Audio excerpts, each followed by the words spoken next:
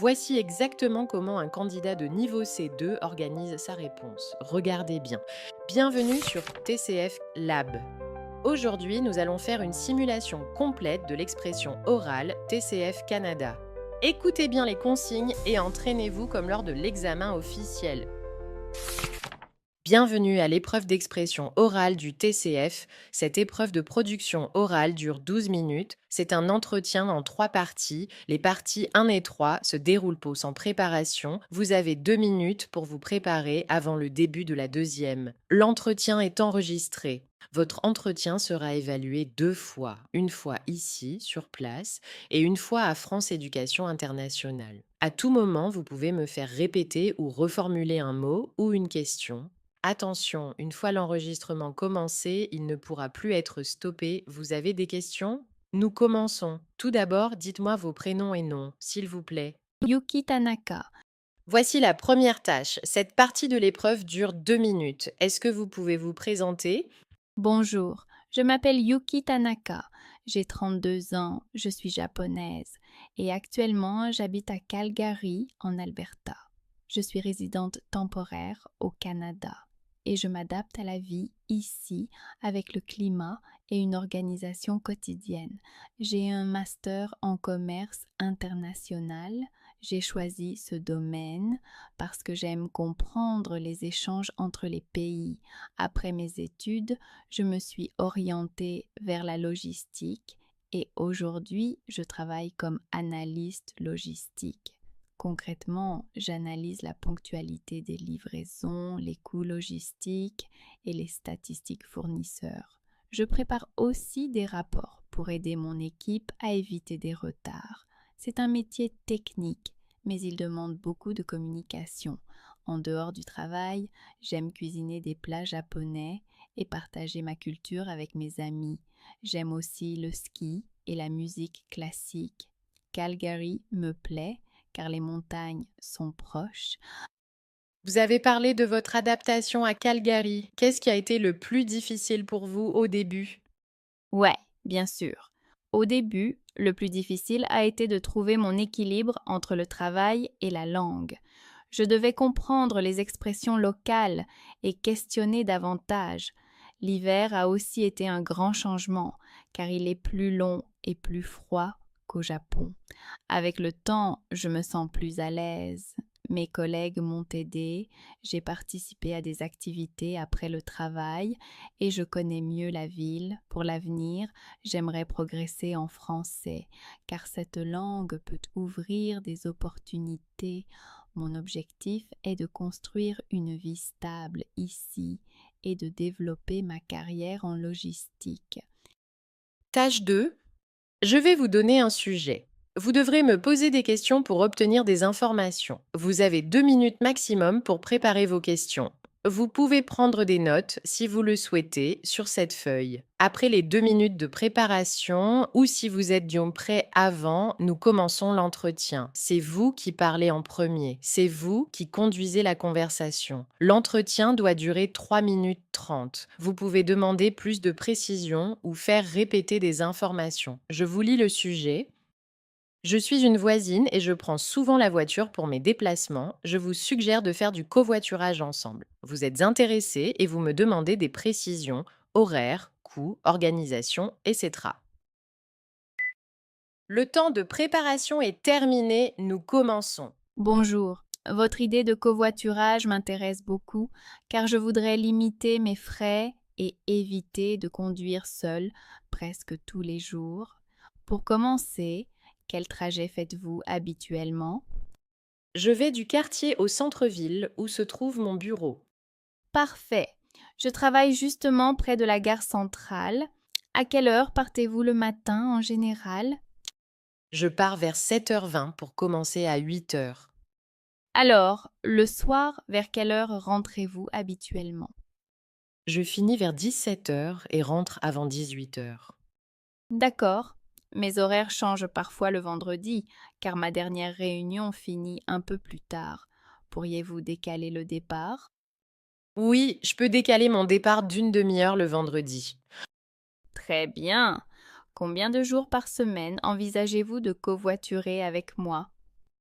Je pensais au lundi, au mercredi et au vendredi. Très bien. Où pourrions-nous nous retrouver sans vous obliger à faire un détour? Je peux passer devant votre immeuble car je prends déjà cette rue. Parfait. Le trajet dure combien de temps lorsque la circulation est normale? Environ 35 minutes, parfois 10 minutes de plus. Je vois. Cela m'éviterait de partir inutilement trop tôt. Prévoyez-vous une marge en cas d'embouteillage? Oui, je consulte normalement la circulation, même en hiver, et j'avance le départ si nécessaire. D'accord. Pour les frais, quelle contribution vous semblerait raisonnable? Je propose 25 $ par semaine, essence et stationnement compris. Très bien. Ce montant reste bien inférieur à ce que je dépense actuellement en transport. Préférez-vous un paiement hebdomadaire ou mensuel? Un virement mensuel serait plus simple. Concernant les péages, faudrait-il les partager séparément? Non, ma route est sans péage. À propos des annulations, comment nous préviendrons-nous au dernier moment? Par message, si possible, avant 21 h la veille. Dans ce cas, que se passerait-il si vous étiez malade ou si votre voiture tombait en panne? Je vous préviendrai immédiatement pour que vous preniez les transports. D'accord. Dois-je vous avertir même si je m'absente plusieurs jours? Oui, surtout si vous connaissez vos dates à l'avance. Je comprends. Puis-je occasionnellement déposer mon sac de sport dans votre coffre pendant la journée? Sans problème, mon coffre est assez grand et je n'y laisse presque rien. Concernant la voiture, avez-vous des règles sur la nourriture ou les appels? Pas de repas, mais les boissons fermées et les appels courts sont permis. Pour finir, pourrions-nous faire un essai la semaine prochaine? Oui, essayons 3 jours, puis faisons le point. Alors, lundi, je vous attends devant mon immeuble à 7h20. C'est bien cela. Exactement, je vous écrirai en arrivant. Parfait, tout est clair pour moi. Je vais noter ces 3 dates dans mon agenda. Merci beaucoup pour votre proposition et pour toutes ces précisions. À lundi matin. Tâche 3. Je vais vous proposer un sujet. Vous allez vous exprimer sur ce sujet de façon argumentée, en utilisant des exemples, en justifiant vos idées, en essayant de me convaincre pendant 4 minutes 30 secondes. Voici le sujet. La présence de caméras dans les lieux publics permet-elle réellement d'améliorer la sécurité? Qu'en pensez-vous? Aujourd'hui, les caméras sont présentes dans de nombreux lieux publics comme les gares, les rues ou les centres commerciaux. Leur développement provoque donc un débat important dans notre société actuelle. D'un côté, certaines personnes pensent qu'elles découragent les délinquants et qu'elles permettent à la police d'intervenir plus efficacement. D'un autre côté, elles inquiètent ceux qui veulent protéger leur vie privée.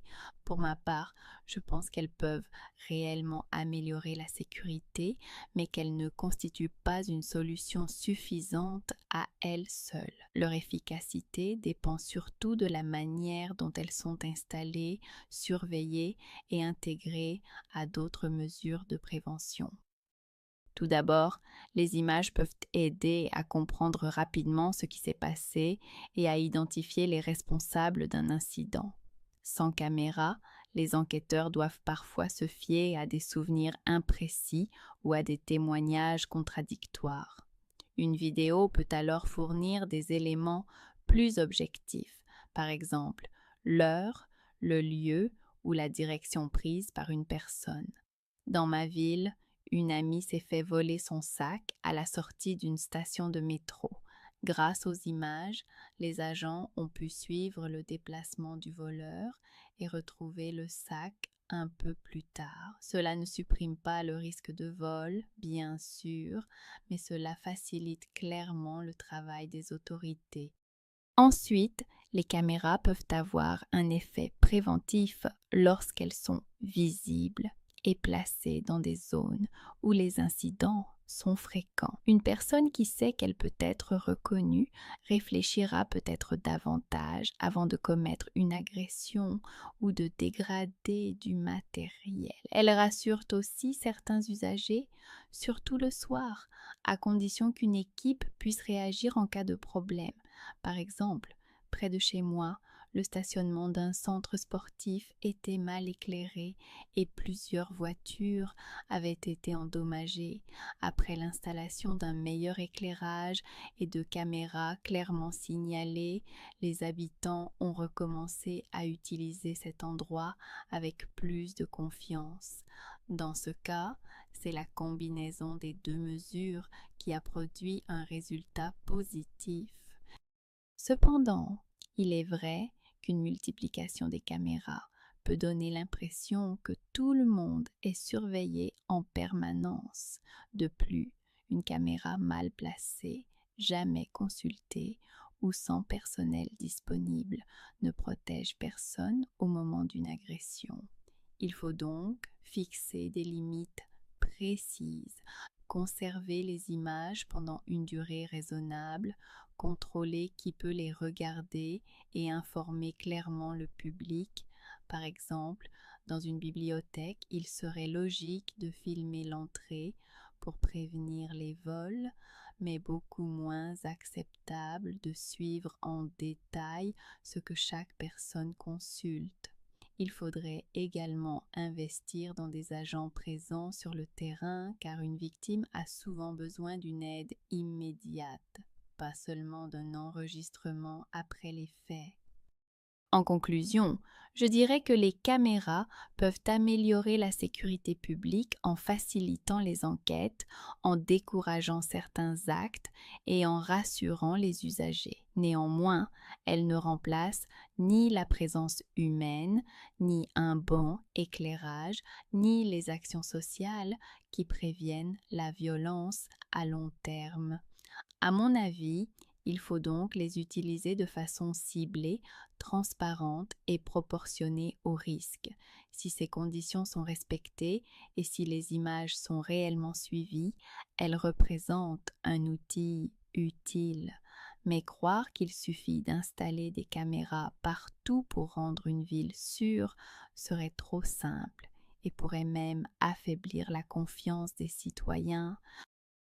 Pratiquez l'expression orale avec un professeur sur Preply, lien dans description. Abonne-toi pour plus de simulations et de conseils réels.